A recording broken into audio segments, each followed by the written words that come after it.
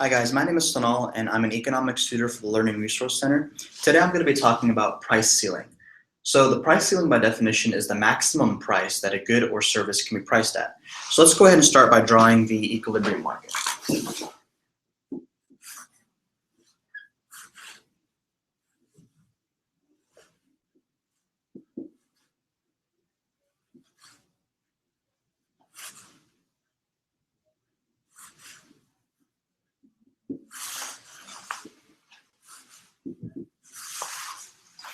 So this is basically the equilibrium market for any good or service, where the point that the supply curve and the demand curve intersect is our equilibrium, and that dictates our equilibrium price and our equilibrium quantity.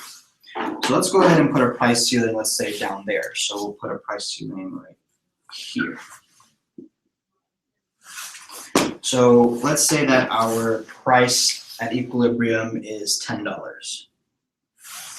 And this price ceiling is $5. So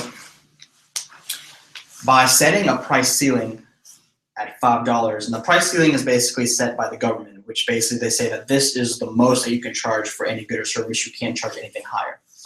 So if this is the maximum that we can charge at $5, where the price ceiling intersects the supply line, that's going to be the quantity that's supplied.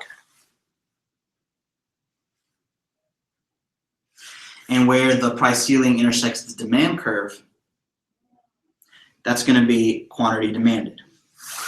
Now, because a price ceiling changes the quantity that's supplied and the quantity of demand, and they're no longer equal, and when quantity supplied and quantity demand equal each other, that creates the equilibrium quantity. However, because the price ceiling is there, our quantity supplied and our quantity demanded are no longer equal. So because the quantity supplied is less than the quantity demanded with a price ceiling, that's going to create a shortage where the quantity demanded exceeds the quantity supplied. So now let's put the price ceiling above the equilibrium.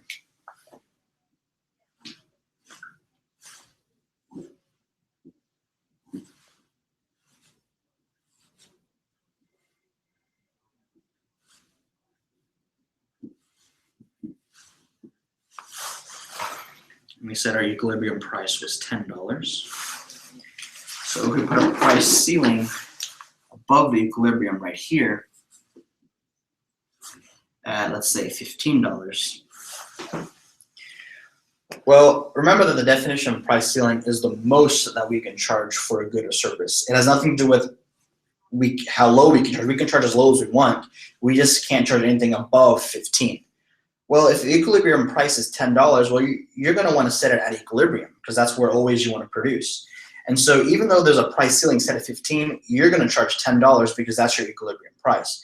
And so because this price ceiling doesn't really change what we're going to set our price at, this is considered an ineffective price ceiling.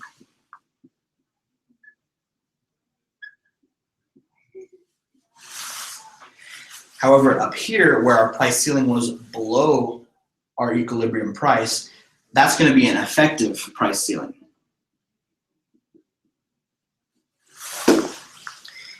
And it's effective because it forces us to deviate away from our equilibrium value of a price of 10. Because this is a maximum. If our maximum that we can charge is 5, we can't charge 10. And so that forces us to move away from our equilibrium price instead of 15. Whereas down here, if the maximum price that we can set is 15 and our equilibrium price is 10, well, we can still charge 10 because our maximum is 15. And so that's what a price ceiling is. Now let's go ahead at the end and sum up a price ceiling. So we said that a price ceiling by definition is the maximum price that a good or service can be priced at.